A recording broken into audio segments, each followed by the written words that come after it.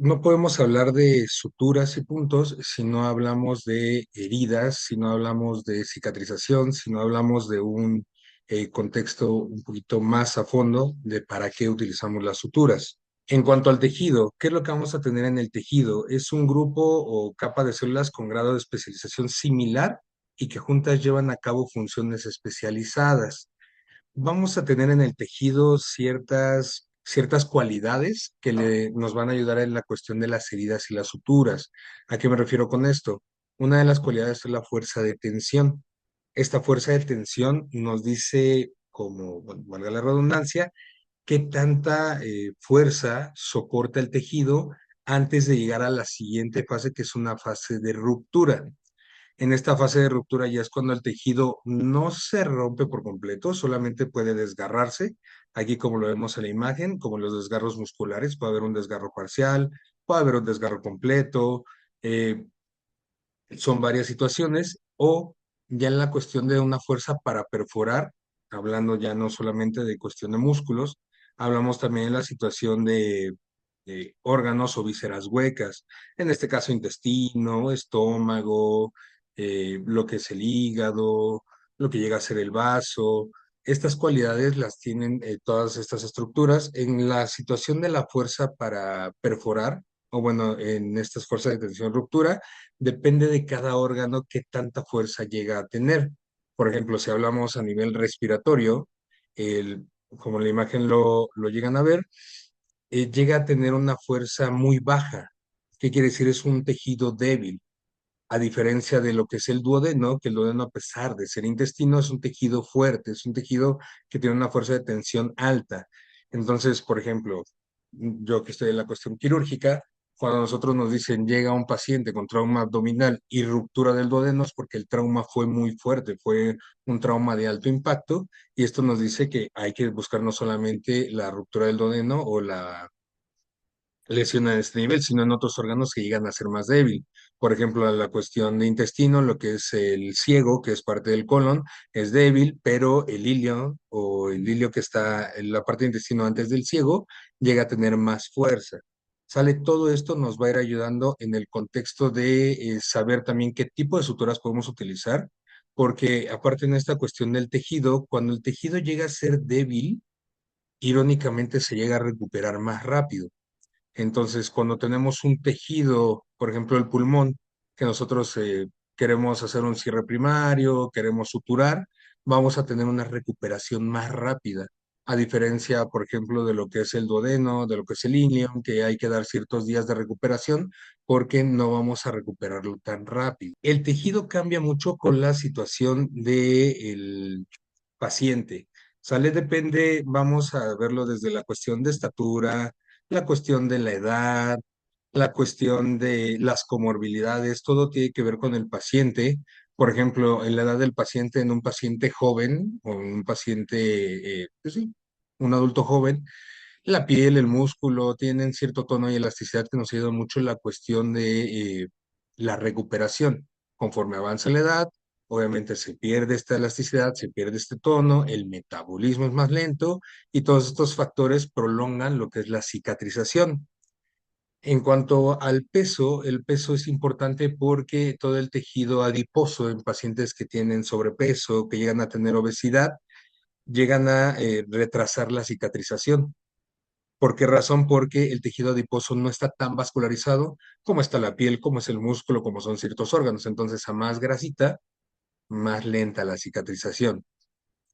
También, digo, en otras situaciones del paciente, el estado nutricional, nosotros, por ejemplo, en la cuestión quirúrgica tenemos algo que es la escala de Conant, que es para ver cómo está el estado nutricional de nuestro paciente. Tenemos otras escalas como una calorimetría indirecta para saber qué tanto requerimiento energético necesita el paciente. Aparte de la cuestión de kilocalorías, hay que ver las proteínas, zinc, vitaminas A, B y C, toda esta situación y más porque, bueno, entendiendo en el contexto en el que vamos a aprender esto, en la cuestión quirúrgica, los pacientes, desde que son sometidos a un procedimiento quirúrgico, si no están bien prehabilitados, es una cirugía de urgencia, en la mayoría de casos están desnutridos. Entonces, todo esto va a retrasar mucho la cicatrización. Otro punto puede ser la deshidratación, el aporte sanguíneo en cada lugar. No es lo mismo suturar lo que es cara, lo que es cuello, a suturar alguna extremidad que la irrigación o el aporte sanguíneo es menor, por ejemplo, de extremidades y es muy alto en cara y cuello. Por eso la cicatrización es más rápida y también por eso nosotros damos ciertos días para el retiro de puntos en ciertas zonas de la piel. También, por ejemplo, otro punto es la respuesta inmunológica. Cuando un paciente está inmunocomprometido, ya sea por cáncer, puede ser por VIH, puede ser por una situación de algún tipo de tratamiento que esté recibiendo o enfermedades autoinmunes que depriman el sistema inmunológico, las enfermedades crónicas, todo esto es importante saberlo para poder realizar una buena elección en cuanto a la sutura para una adecuada recuperación del paciente. Ahora, la cuestión del tejido, lo que tenemos que ver es ciertos parámetros, desde el espesor del tejido, la presencia de edema, si está indurado, no está indurado, cómo está ese tejido desde el principio, todo esto es lo que tenemos que llevar a cabo. Y ya viendo la cuestión del tejido, tenemos algo que se llaman principios de Halsted. Halsted, un médico ahí por 1800, estableció estos principios. En la cuestión, bueno, aquí incluso el acrónimo, como lo ven, nos dice que son cosas básicas que de repente nosotros pasamos por alto y que pueden entorpecer mucho la cicatrización. Por ejemplo, desde una correcta hemostasia, ¿qué quiere decir? Si nosotros tenemos un tejido que está sangrando, obviamente no va a cicatrizar porque no se van a aglutinar bien las plaquetas, no vamos a tener un buen aporte sanguíneo, porque todo ese aporte sanguíneo va a estar perdiéndose si no hay una buena hemostasia. La técnica aséptica, esta técnica aséptica es importante porque si nosotros no tenemos una buena técnica aséptica, podemos hacer que se contamine, se colonice con muchísimas bacterias y más en el ámbito hospitalario, estas crecen mucho.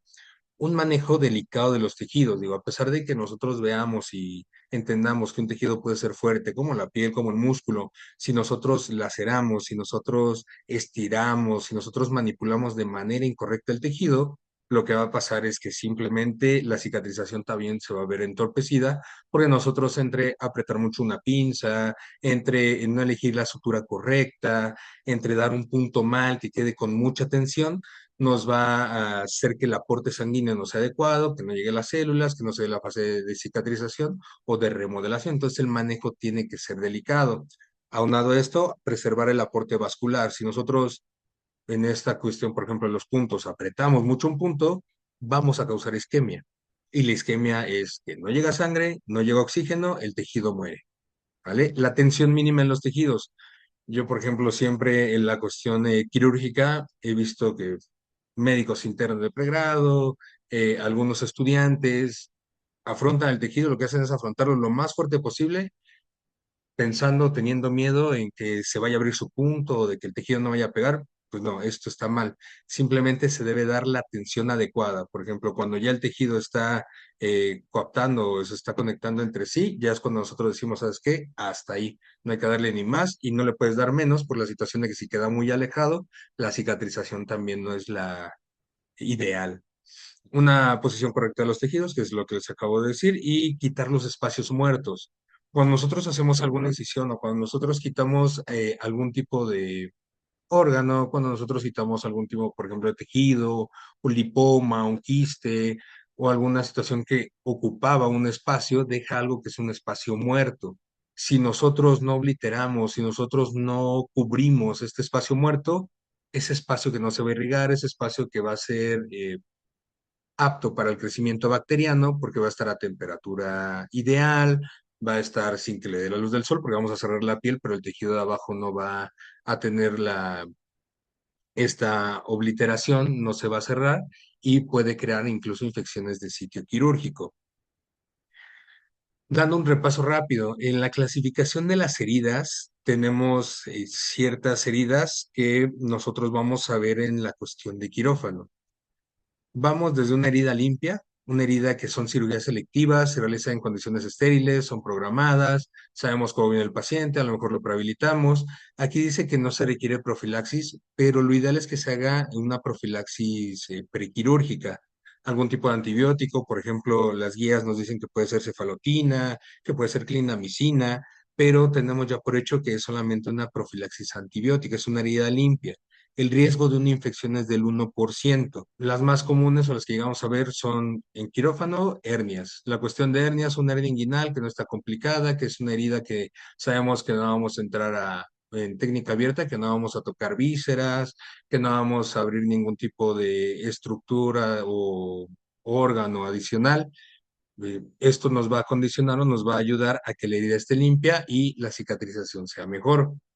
Una herida limpia contaminada, en esta sí ya requieren profilaxis, ya son procedimientos que a lo mejor, aunque sean ya programados, pueden tener contaminación, por ejemplo, en apéndices que llegan a ser, bueno, no son programados, pero son las urgencias, aunque no estén complicadas, aunque no esté perforado el apéndice, es algo que ya toca una visera hueca y puede darnos como tal esta contaminación bacteriana y puede infectar la herida. Entonces, en este tipo de pacientes sí hay que poner antibiótico. En una colestectomía, por ejemplo, laparoscópica o abierta, que es selectiva, que es programada, si nosotros hacemos una buena disección y no se riega la bilis, por decirlo así, tendremos una herida limpia, pero si se rompe la vesícula por cualquier razón o la bilis se esparce en el abdomen, lo que va a pasar es que ya se va a contaminar y hay que seguir con el antibiótico.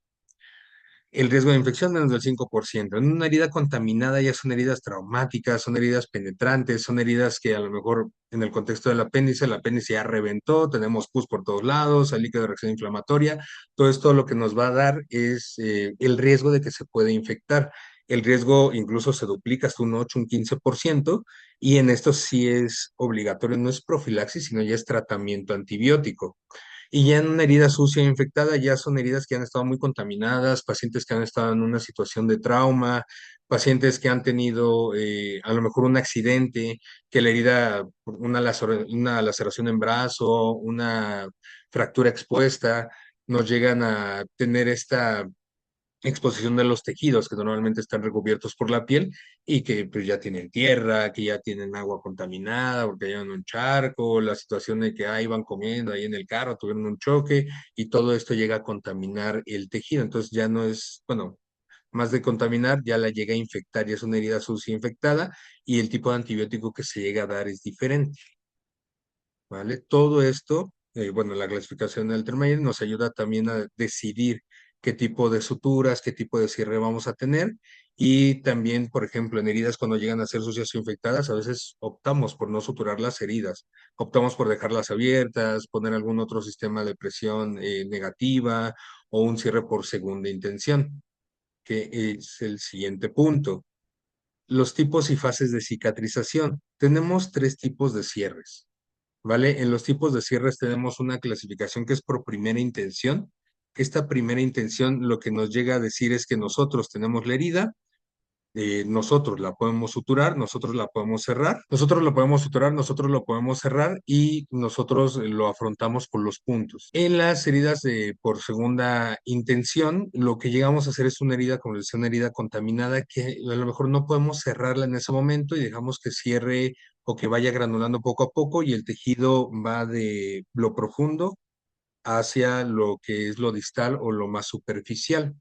Y una herida de tercera intención es cuando retrasamos el cierre primario antes de suturar, lo que quiere decir dejamos que granule, ponemos un sistema de presión negativa o le ponemos o tenemos una cuestión de aseo de la herida, aseos quirúrgicos, hasta que mejore las condiciones, veamos que granule, que no esté infectado, y todo esto nos ayuda a que disminuya el riesgo de infección. En cuanto a las fases de la cicatrización, hay que estar muy al pendiente de estas fases porque si nosotros no tenemos el adecuado manejo, lo que llega a pasar es que la cicatrización se ve comprometida. Tenemos varias fases en la cuestión de la herida. Por ejemplo, aquí en la imagen, en la fase 1 es una respuesta inflamatoria, es de 1 a 5 días. Aquí ya fluyen en la herida los líquidos que contienen que las proteínas, las células, la fibrina, anticuerpos que nos van a ayudar a la cicatrización. Y todo este bueno, se da un proceso inflamatorio, obviamente, y toda esta inflamación hace que migren leucocitos y se vayan distribuyendo para que también nos ayuden en la cuestión inmunitaria. En la fase 2 tenemos ya una migración y proliferación que llega a ser a veces del día 5 hasta el día 14. En este ya se empiezan a crear o empiezan a ver lo que son fibroblastos, que son células criminales fibrosas, que nos llegan a dar estos puentes que se crean entre el tejido. Y ya en la fase 3 es una maduración o remodelación que se va desde el día 14 hasta que la cicatrización es completa. Incluso entre la fase 2 y la fase 3 es difícil poder identificarlas. Digo, nosotros tenemos estos días aproximados, pero la verdad es que a veces se sobreponen. No sabemos cuando ya acabó fase 2 y empieza fase 3 y empezamos a ver cómo la fuerza de tensión en la fase 3 por la maduración empieza a crecer, ¿sale? En esto ya empieza el colágeno a repartirse, llega a ser constante, la fuerza de tensión aumenta, se forman fibras, a veces musculares, fibras entre la piel, dermis, hipodermis, todo esto nos ayuda en la cuestión de la cicatrización. ¿Cuáles son las complicaciones en agudo, o bueno, las complicaciones más comunes en la cuestión de cicatrización? Una es la infección, una herida que sabemos que a lo mejor no era una herida limpia, que era una herida sucia, como les comentaba, heridas que han estado expuestas a ciertos patógenos y nosotros decimos, no, ¿sabes qué? Se ve muy mal, lo cerramos, obviamente esa herida se va a infectar. ¿Por qué? Porque no le damos el tratamiento adecuado. Si nosotros no tenemos un tratamiento adecuado en cuanto a las heridas, el elegir las suturas, el decir, ah, ¿sabes qué? Le pongo un absorbible porque no quiero quitarle puntos, pero el absorbible hace reacción, no permite una buena cicatrización, pierde tensión, todo esto afecta en esta cuestión y nos lleva a lo que es la infección. Y la otra es la dehiscencia de la herida o la separación de la herida. Se presenta más en pacientes con edad avanzada, en pacientes que han estado debilitados, que están inmunocomprometidos, que usan esteroides, que tienen esta otra situación y afecta, bueno, algunas bibliografías dicen que afecta más a los hombres que a las mujeres y es más frecuente entre el quinto y el doceavo día. Por eso nosotros a veces la cuestión de las suturas las dejamos mínimo 7 días y máximo las podemos llevar hasta 14 o 21 días, dependiendo de cómo vaya la fase de cicatrización y de cómo esté el paciente. Sale cuando ocurre una dehiscencia, hay varias maneras de que poder manejarlo. Si la herida está muy infectada, lo dejamos por una tercera intención, que granule, hacemos aseo de la herida, limpiamos todo bien y ya después tratamos de afrontarlo. Si vemos que de plano no se puede, dejamos que todo sea por segunda intención. También depende de la profundidad. La palabra sutura describe a cualquier hilo de material utilizado para ligar vasos sanguíneos o aproximar los tejidos. En la cuestión de la sutura, de repente dicen, ah, no, pues la sutura es una situación de que nada más lo tiene que ver el cirujano y nada más él lo maneja y nada más se lo sabe. La verdad es que es un esfuerzo cooperativo. Aquí le pongo 3 imágenes porque se debe tener ciertos tratamientos desde el fabricante. O sea, un fabricante debe tener el conocimiento completo de cómo son los tejidos, de cómo se abordan, para qué se utilizan las suturas, que deben tener mayor fuerza de tensión limitado a los tejidos, que deben ser fáciles de manejar, que deben tener menos reacción. Desde ahí empezamos con la cuestión de la sutura. El segundo punto importante, el equipo quirúrgico. Enfermera quirúrgica es un pilar para la cuestión de las suturas porque ella nos debe decir, ¿sabes qué? Las suturas están estériles, están bien manejadas, las preparan para esto, ¿sabe qué, doctor? Sé que a lo mejor va a abordar cavidad y podemos utilizar estas suturas o tenemos esto en el stock porque también cambia de cada hospital, ¿no? No es lo mismo operar en un hospital que tiene todos los recursos a un hospital que se ve limitado en suturas y te dice, ¿sabe qué? Tengo 3 tipos y no tenemos más, ¿no? O sea, eso también es un trabajo en conjunto porque la cuestión de enfermería quirúrgica nos dice, ¿saben qué?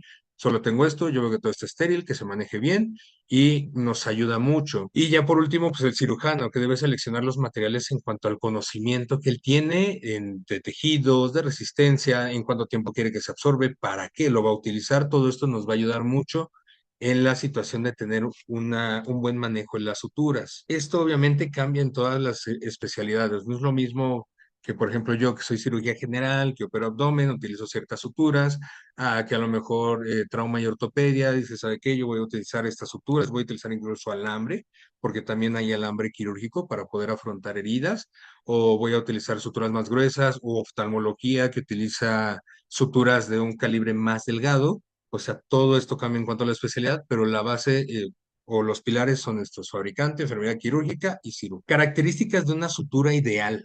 O sea, las bibliografías nos dicen, ¿sabes qué? La sutura ideal debe ser, bueno, debe tener ciertas cualidades. Por ejemplo, ser adecuado para todos los propósitos, tener un compuesto de material que pueda utilizarse en cualquier procedimiento, que nada más varíe por el calibre, pero una sutura que yo puedo usar desde piel hasta lo más profundo. Una sutura que sea estéril, que obviamente no tenga crecimiento bacteriano.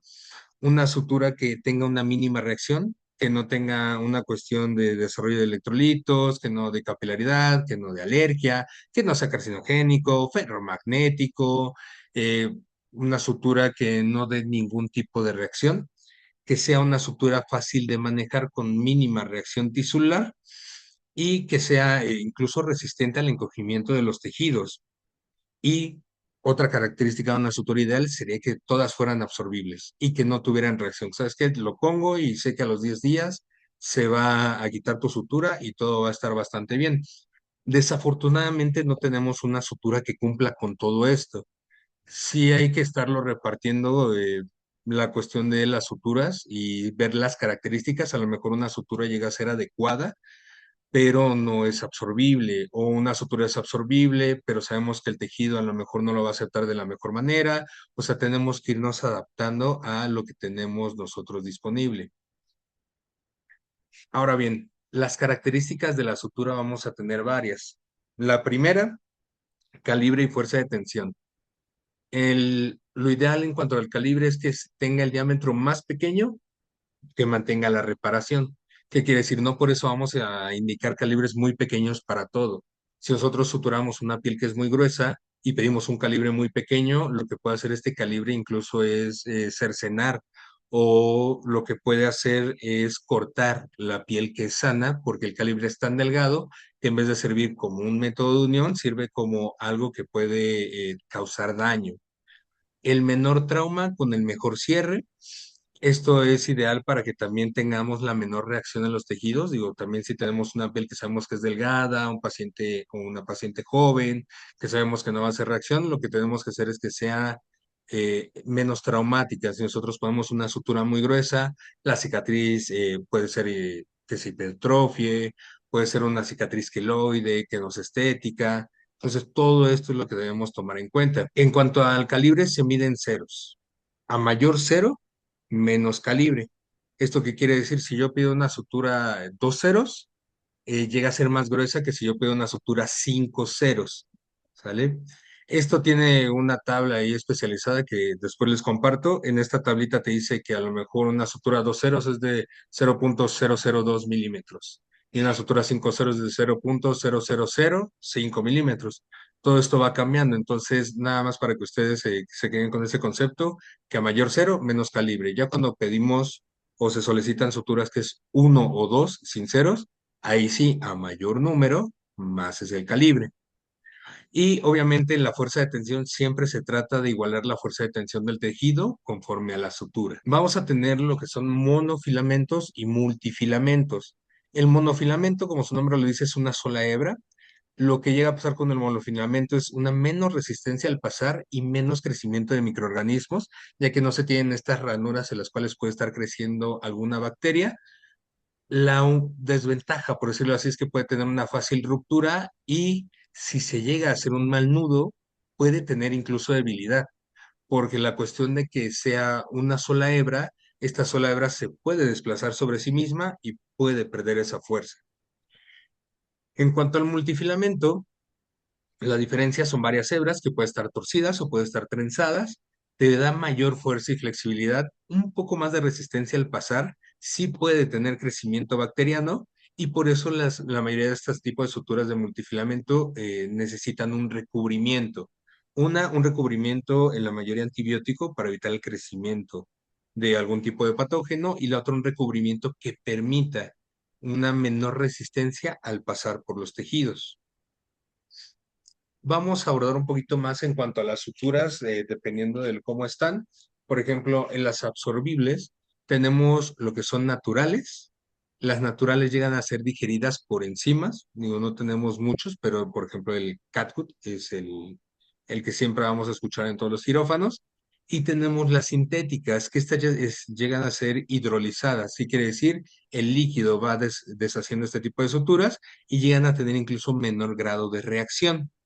Aquí vemos, como les decía, catgut que puede ser quirúrgico, simple, crómico, de absorción rápida y catgut que se absorbe más rápido. la poliglactina, que es el Vicril, ácido poliglicólico. Ahorita los vamos a ir abordando todos poco. Ahora bien, en los absorbibles lo importante es ver el tiempo. ¿Qué quiere decir? ¿Qué tanto tiempo van a estar en el cuerpo? Por ejemplo, tenemos algo que se llama Vicril rápido, que llega a veces a estar nada más el tiempo máximo de 2 semanas y lo absorbe el cuerpo. El Vicril rápido, ahorita les voy a dar un poquito más de detalle, pero lo llegamos a utilizar más en suturas, por ejemplo, en niños, cuando tenemos de dar una sutura más estética, sabemos que el Vicril hace menos reacción y se va a absorber rápido en el organismo. De ahí pasamos al monocril, que llega a estar 3 semanas, un tipo diferente de monocril que llega a durar una semana más. De ahí el bicril, que llega a estar entre 4 y 5 semanas. El PDS, que puede estar hasta 9 semanas. Y hay una sutura que se llama panacril, que honestamente en ningún hospital lo he visto, pero en ese puede estar incluso de 55 hasta 70 semanas. Ya unando un poquito más en cada sutura, digo, aquí les dejo las tablas para que también no los aburra mucho con la información, pero tenemos lo que es primero la poliglactina 910 o el ácido poliglicólico. En las tablas lo que ustedes van a ver es el nombre comercial arriba. En el punto de arriba aquí tenemos lo que son las marcas, Vicril, que es del laboratorio Ethicon, Polisorb, que es Covidien, Safil, que es B. Brown, y Novosim B. Brown. Así les voy a pasar todas las suturas para que también tengan una idea de que no solamente se llama Vicril, digo, lo ideal sería decir, pásame una poliglactina 910, pero la verdad es que nadie lo hace, casi siempre es por el nombre comercial, y casi siempre la verdad es que Vicril en Eticon es el más sonado en todos los hospitales. Como les decía, es una estructura multifilamento, se recubre en la mayoría de ocasiones, e incluso lo que vemos aquí de este lado, el Vicril Plus. El Vicril Plus tiene un tratamiento antibacterial para evitar el crecimiento de patógenos. Los colores son a propósito, se utilizan colores que son llamativos o colores que son diferentes a los tejidos, esto con la finalidad de no confundir la sutura y de evitar accidentes en el transquirúrgico. Aquí les pongo algo que se llama fuerza tensil. ¿Esto qué nos va a decir? Que el Vicril, cuando nosotros lo ponemos a los 14 días, todavía tiene 75% de toda la fuerza tensil con la que nosotros suturamos en primera instancia. A los 21 días tiene todavía un 50% y su absorción total llega a ser de 56 hasta 70 días. Solamente por la marca de Brown nos dice que puede ser hasta de 60 a 90 días. Como les decía, se hidroliza. Hay desde 8 ceros hasta el número 2. El 8 ceros es el más delgado, el 2 es el más grueso. Y la versión antibacterial, como les decía, aquí lo aparece como Vicril Plus, tiene triclosan. Solamente lo que es Ethicon y Novosil Brown llegan a tener el antibiótico. La capilaridad sí llega a ser inherente al trenzado, pero sí puede causar capilaridad. Ahora, como les decía, poliglactina 910, también tenemos lo que es el Vicril rápido, o a veces ustedes lo ven como Vicril piel, lo piden. Los pediatras muchos dicen el Vicril transparente, porque no llega a tener cierta coloración morada como el Vicril normal. Su fuerza tensil, por ejemplo, aquí vemos la diferencia, que el otro a los 14 días mantenía un 75%, este a los 5 días ya disminuyó a la mitad su fuerza tensil. ¿Qué quiere decir? Que a los 5 días, si nosotros le pusimos un 10 de fuerza, a los 5 días ya va a tener 5. Pero esta es la finalidad de este tipo de sutura, que lo queremos para áreas que sabemos que van a cicatrizar rápido. Incluso su fuerza tensil de los 10 a los 14 días ya es nula, ya no tenemos una fuerza que nos diga el Vicril está actuando, el Vicril rápido está actuando y ya me está uniendo esa herida, no. Si sabemos que a lo mejor ya tiene 14 días de operado, cerramos piel con Vicril rápido en los niños y se está abriendo la herida y decimos, no, el Vicril va a hacer su trabajo, mentira, o sea, el Vicril ya no está haciendo nada. Su absorción completa es de 42 días, o sea, a pesar de que la fuerza la pierde a los 14 días, no significa que a los 14 días ya la absorbió. La absorción total sin dejar o dejar el mínimo de rastros es hasta los 42 días y tiene esta caída espontánea que son de los 7 a los 10 días. ¿Qué quiere decir esta caída espontánea? Que nos llega a dar, ¿cómo decirlo? Tanto lo de la fuerza tensil y el tipo de reacción que puede dar al tejido. Con el siguiente que es polidoxanona o poligliconato, nosotros lo conocemos más como lo que es PDS por Ethicon, Monoclus por Vibrown y Maxon por Covidien. Esta también llega a ser una sutura absorbible. Eh, PDS, la verdad es que es lo ideal, es lo que tenemos en la mayoría de los hospitales, es lo que más se utiliza. Es una estructura monofilamento, ya tiene una ventaja porque el crecimiento bacteriano llega a ser mínimo El color puede ser violeta o incluso hay PDS que es incoloro o es transparente o por parte de Covidien llega a ser verde. Su fuerza tensil, por ejemplo, aquí cambia mucho. Compartiendo con el Vicril, llega a tener hasta un 75 a los 14 días, pero a los 28 días conserva todavía un 50 y a los 42 todavía tiene una fuerza tensil de hasta el 25%. ¿Qué quiere decir esto? Que no vamos a perder ese afrontamiento que le hicimos a los tejidos. Por ejemplo, lo utilizamos mucho o es lo ideal que se haga en hernias cuando llegan a ser ventrales, cuando son hernias de pared, hernias recurrentes, que sabemos que por la tensión se llega a vencer este tipo de tejidos. Podemos utilizar, o lo ideal es utilizar el PDS. Su absorción total tarda, o sea, van de 180 a 210 días. La seguridad del nudo, como les decía, al ser un monofilamento, si no hacemos un buen nudo con este tipo de suturas, se puede perder, se puede debilitar y se pierde la fuerza. Digo, a pesar de que esté mucho tiempo, si nosotros no hacemos un buen nudo, podemos perder la fuerza por completo. E igual como el Bicril tiene triclosan que nos ayuda a esta cuestión de la carga bacteriana. Cuanto a esto del monocril, lo utilizamos, como les decía, en cierre de fascias, en pared abdominal, incluso al tener bastante fuerza y al tener la situación de una absorción muy lenta, ortopedia también lo llega a utilizar.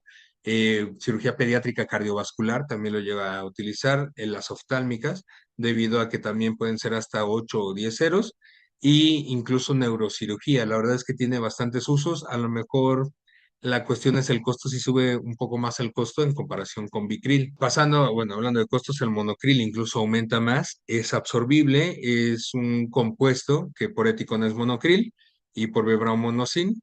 En los bloques constituyentes, estos bloques nos dice qué tanto tiene de cada compuesto, como aquí lo vemos. Tiene un 75% de glicólido y un 25% de caprolactona, que estos dos bloques nos dicen que tiene uno y uno. ¿Para qué nos sirve esto? Para ver la absorción y la cuestión de la reacción hacia los tejidos. Nos dice que su fuerza tensil a los 7 días es al 60% y a los 14 disminuye a la mitad hasta el 30%. Se absorbe entre 90 y 120 días y también tenemos la cuestión antibacteriana. La reacción tisular, por ejemplo, es que muchos requieren o usan monocril porque la reacción tisular es mínima. ¿Qué quiere decir? Que el tejido va a reaccionar menos a este tejido, a este tipo de sutura, perdón, a diferencia de un monocril, de un bicril o de un PDS. Se utiliza en cierre subcuticular, en tejidos blandos superficiales, se puede hacer en cirugía plástica facial, los ginecólogos también lo utilizan, pero por esta cuestión de la reacción y por las características que tiene, no se utiliza en la cuestión cardiovascular, no se utiliza en lo neurológico, en lo oftálmico, se trata de evitar en las fascias y en el cierre abdominal. ¿Por qué? Porque el soporte y la fuerza tensil que tiene no es la suficiente. Si nosotros cerramos una fascia, normalmente la fascia, el tejido, la cuestión de la poneurosis tarda en recuperar su fuerza tensil porque su fuerza es muy alta. Entonces, si nosotros le ponemos una sutura que va a perder igual esta fuerza muy rápido, no va a permitir que la cicatrización se dé de manera adecuada y es lo que puede incluso causar hernias a futuro. Y también en la cuestión de los absorbibles, digo ya andando también en la situación laparoscópica, porque no todo es cirugía abierta, tenemos las suturas barbadas. Aquí tenemos dos grandes exponentes, que uno es Biloc, que es de Medtronic, y Stratafix, que es de Ethicon. ¿Vale? Son las más utilizadas. La verdad es que yo no he visto algún otro tipo de sutura de esto. El material base llegan a ser poligliconatos, polidioxanona, como llega a ser el PDS. Su absorción es lenta, pues incluso el Stratafix llega a veces a durar más de 210 días. Su fuerza tensil disminuye muy poco, por ejemplo en Biloc llega a ser hasta 75% y en Stratafix hasta el 58% a los 14 días. La ventaja de Stratafix es que tiene este compuesto antibacteriano. En cualquier presentación de Stratafix lo tiene, cosa que Vlog no lo llega a tener. La diferencia también a veces, la cuestión de Stratafix, cuando llega a ser de monocril, no llega a tener una fuerza tensil suficiente para garantizar el cierre de ciertas estructuras, a diferencia de un Stratafix hecho con PDS, que sí llega a tener este tipo de fuerza, y el Vlog también. Otra diferencia es estas de, bueno, al ser barbada, este tipo de salientes que se ven en las suturas, esto evita que la sutura se regrese. Nosotros damos el punto y, por decirlo así, se amarra la sutura al tejido. La diferencia también entre Vlog y Stratafix, en Vlog llegan a ser un poquito más, ¿cómo decirlo? penetrantes, ese tipo de suturas, y a veces llegan a causar sin daño si no se manejan de manera adecuada. Em, y ya en esto. Y por último, el catgut. ¿Por qué hasta el último el catgut? La verdad es que el catgut ha ido en desuso. Se ha visto que ha tenido mucha reacción el catgut a ciertos tejidos. Es un colágeno purificado que puede ser tanto de submucosa de intestinal ovina o bovina. Y hay otros que el crómico se trata, es lo mismo, pero tratado con sales de cromo para evitar la reacción. Son multifilamentos, se fagocitan, es decir, por encima se va quitando la sutura. Tiene una fuerza tensil a los 7 días del 50% y la pérdida total de la fuerza llega a ser hasta 14 o 28 días. Aquí la absorción nos marca a veces hasta 120 días, pero la realidad es que la mayoría de los crómicos o catgut llega a durar entre 35 y 55 días, no más. Se ha visto en alguna situación, por ejemplo, de reintervención por dehiscencias, heridas, que el crómico incluso a las 2 semanas ya se ven muy pocos rastros del crómico y ya no se tiene como tal la fuerza que se puso desde el principio de la sutura.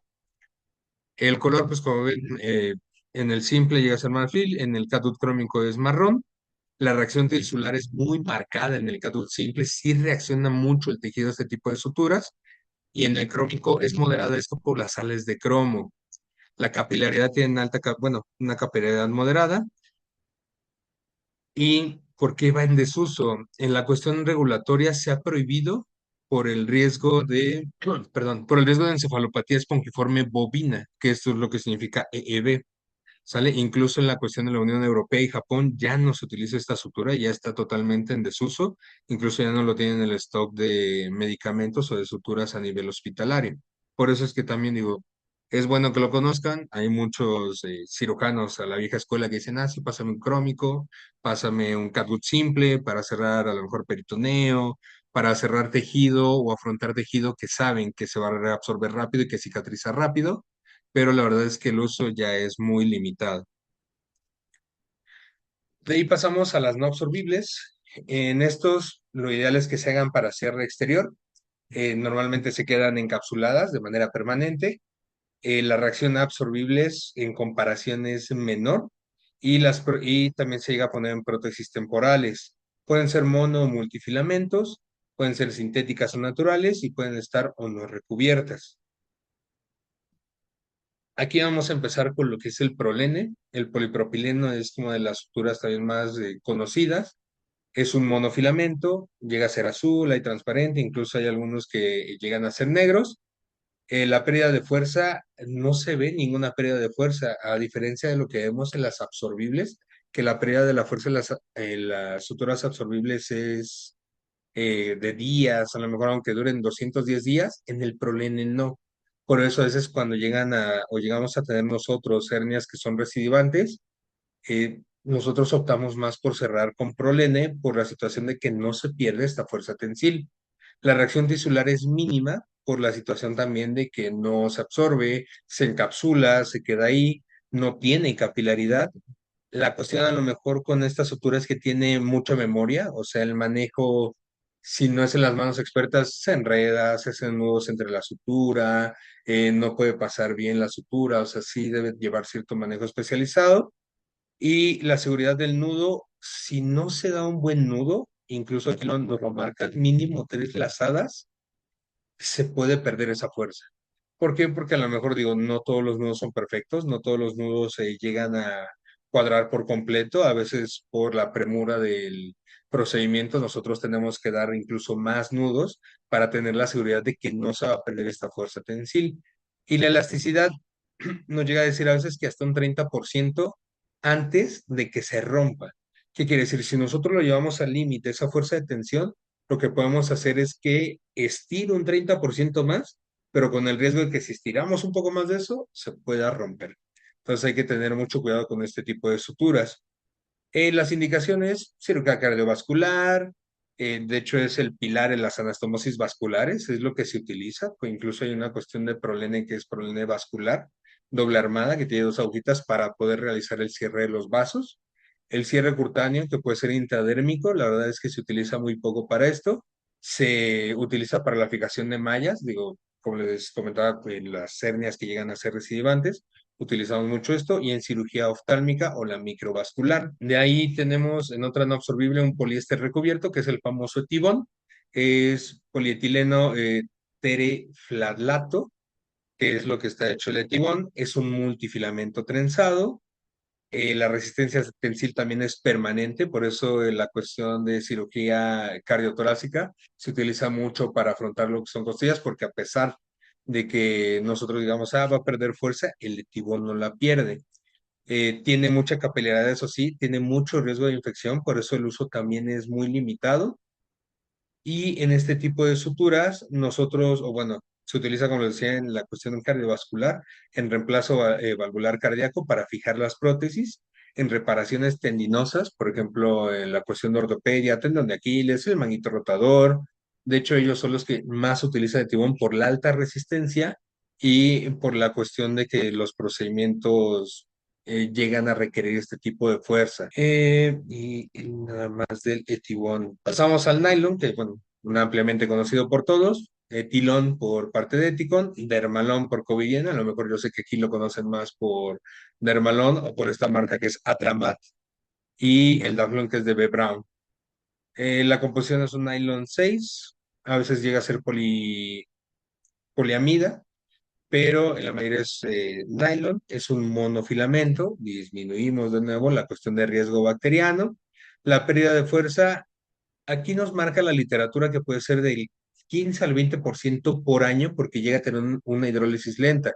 Lo ponemos como no absorbible, pero la verdad es que a veces cuando se deja el nylon mucho tiempo, vemos que llega a degradar, no romper por completo, pero sí se llega a hidrolizar. Incluso hay algunas literaturas que dicen, digo, se han hecho ciertos estudios, que a los 2 años puede perder toda su fuerza tensil el nylon. Entonces hay que tener cuidado de no utilizarlo en estructuras que nosotros queremos tener la fuerza constante. La reacción es mínima, la seguridad del nudo llega a ser deficiente si no se hace de buena manera, si se llega a perder cierta fuerza tensil. Aquí se recomiendan de 4 a 5 lazadas, y la ventaja es que tiene calibres desde el 11 ceros, que es un calibre muy delgado, hasta el número 2, que ya es el más grueso. Llegan a tener a veces variantes trenzadas, pero digo, la verdad es que en nuestro medio solamente tenemos que es el monofilamento. Y en otra no absorbible que es natural es la seda quirúrgica. Es un multifilamento trenzado también, es una mezcla de cera. A veces tiene cera de abeja, tiene silicona, cambia dependiendo también de cada proveedor. Este pierde la fuerza tensil, nos lo marca de 3 a 6 meses en todas las marcas. Y la absorción, digo, lo ponemos como no absorbible, pero a veces la absorción en vivo se puede dar hasta los 2 años. Nosotros utilizamos mucho esta edad, por ejemplo, en la cuestión de nudos en vasos que sabemos que están sangrando, que porque es fácil de manejar, llega a tener una reacción tisular alta y una capilaridad muy alta, y esto nos ayuda a que se dé una neoformación, si es que lo que nosotros no queremos es perder la circulación por completo, y al tener una reacción tisular alta, lo que llegamos a hacer es que el nudo que nosotros ponemos va a inflamar el tejido alrededor, y este tejido va a ayudar a que cicatrice o cierre mejor lo que nosotros estamos obliterando, cerrando, ¿sale? Y el manejo, la verdad es que es un manejo excelente, no necesita una alta especialización, es muy noble, deja que trabajemos con ella. Lo que sí no debe usarse en campos contaminados, hacer un multifilamento trenzado natural, no se debe utilizar esto ni como una sutura para cierre permanente, porque puede causar por la alta capilaridad tractos sinusales, puede causar cálculos en la vejiga, si lo ponemos totalmente en conductos biliares, en conductos que sabemos que tienen que estar permeables, como el conducto colédoco, también puede causar estos tractos sinusales, y a veces puede causar ulceración en vísceras huecas. Se ha visto incluso reacción a la seda a nivel intestinal cuando se utilizan sedas de calibre muy ancho o se utiliza mucho punto de seda, que en vez de ayudar, o bueno, al momento de afrontar los tejidos se ve un buen afrontamiento, pero al momento de que empieza a cicatrizar este tejido puede hacer reacción e incluso puede perforar la víscera. Y el acero inoxidable, en este el acero pues, tiene cierta composición de metales, en estos es un monofilamento o a veces puede ser un multifilamento retorcido. Tiene la resistencia tensil más alta de todas las suturas, llega a ser permanente o indefinida, o sea, es acero, literalmente. La reacción es mínima porque es un componente que al ser el mineral no tiene este tipo de reacción a diferencia de las suturas que llegan a ser naturales, como la seda que tenía una alta reacción. En esta se utiliza para cierre external, cerclajes óseos, fijación de electrodos de marcapasos, una reparación tendinosa, es decir, en lugares que sabemos que necesitan tensión de manera permanente. Y el manejo llega a ser difícil, a veces se llega a codar, puede tener un fatiga por doblado, si se dobla de más el acero, puede causar molestias, en la mayoría perfora guantes, los pacientes pueden tener alergia al níquel, o sea, tiene muchas reacciones, por eso son limitados el tipo de... Ahora, ya que vimos las suturas, o sea, ya tenemos el hilo, ya sabemos cómo irlo armando, es importante también conocer la aguja.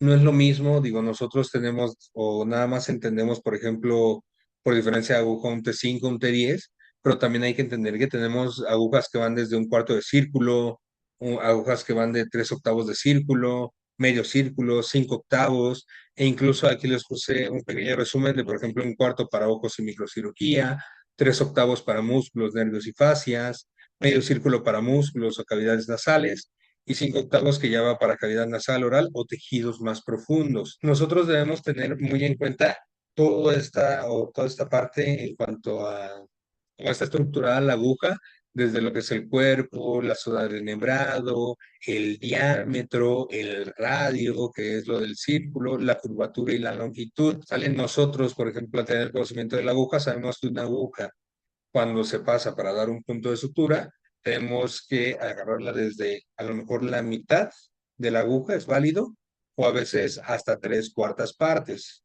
Si nosotros la agarramos muy arriba, perdemos esa tensión que nosotros queremos, y si la agarramos muy adelante, no tenemos la tensión suficiente para poder unir o quitar el tejido.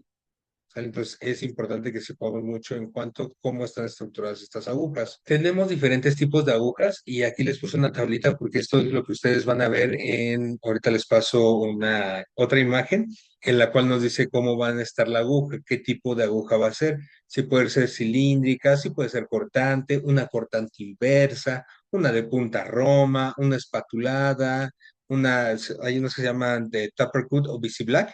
Estas llegan a ser híbridas porque tienen un cuerpo cónico, pero la punta es cortante.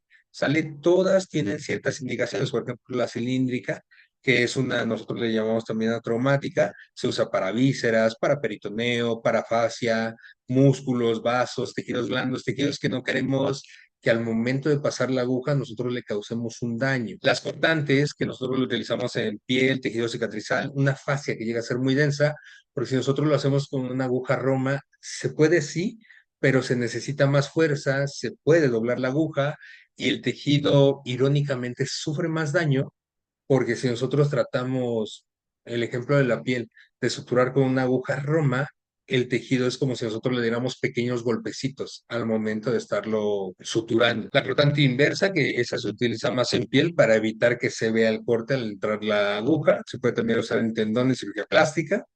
La punta roma, una punta redondeada, el cierre de fascia, que también puede ser en hígado y en riñón, pero este reduce el riesgo de una punzada accidental. La espatulada, que los bordes de la espatulada más que en la punta, llega a cortar a los lados. Esta llega a ser plana y esta se utiliza más en oftalmo para evitar un daño puntiforme a nivel de las estructuras del ojo. Y pues la híbrida, como ya les había dicho, en tejidos que pueden ser síntesis de aponeurosis, cierre external. ¿Qué quiere decir? Entra la aguja cortante, pero todo lo demás de la aguja llega a ser romo para evitar un mayor daño. Hay que conocer el empaque de nuestra sutura. Ese está bastante completo. Nos dice el nombre comercial. Por ejemplo, arriba aquí tenemos el Vicryl. Abajo de esto vienen las características del hilo, la composición, la estructura. También viene la situación de qué está hecho cada uno, la longitud de la hebra, porque hay muchas suturas que de repente nos dicen son 23 centímetros, son 70 centímetros, qué tanto va a requerir de la sutura. Por ejemplo, en las suturas barbadas Stratafix, nosotros no queremos suturas tan largas, porque al ser para procedimientos laparoscópicos, en la mayoría de ellos, si tenemos suturas más largas, el manejo llega a ser un poquito más torpe. Entonces, es importante. El código de la aguja que nos va a dar qué tipo de aguja tiene, el círculo, Aquí incluso podemos ver la longitud, que este es la aguja, el tamaño de la aguja real. Y con esto definimos si es T5 o T10. Las T10 llegan a ser más grandes, la T5 es más pequeña, o hay las que son T3 que son unas cositas chiquititas y que también se utilizan en cirugía vascular. La circunferencia de la aguja, que nos dice medio. Aquí, como les decía, la diapositiva anterior, la punta de la aguja, que aquí lo podemos ver, ¿no? Aquí nos dice el tipo o el tipo de punta de aguja que tenemos.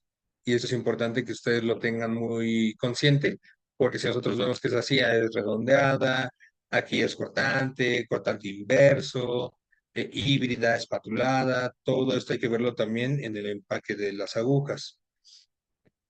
La longitud de la aguja, ya datos más técnicos, el número del lote y la caducidad, porque obviamente las suturas caducan. No es que se echen a perder, no es que se contaminen, pero llegan a perder fuerza tensil, entonces es importante tenerlo. Nombre del fabricante, como les dije, hay muchos, y el agente esterilizante tienen sus marcadores para que nosotros sepamos que esa aguja sí está estéril. O sea, es importante que sepan todo esto de los empaques. Como vieron en ejemplos anteriores, ya les puse así como ciertos colores. Si se dan cuenta, cada aguja o cada sutura tiene cierto código de colores. Sabemos que la seda es azul, que el nylon es verde, el etibón es naranja, que el problema llega a ser azul, el crómico es café. O sea, estos códigos de colores nos ayudan mucho con la cuestión de poder identificarlos y evitar también los errores al momento del transquirúrgico.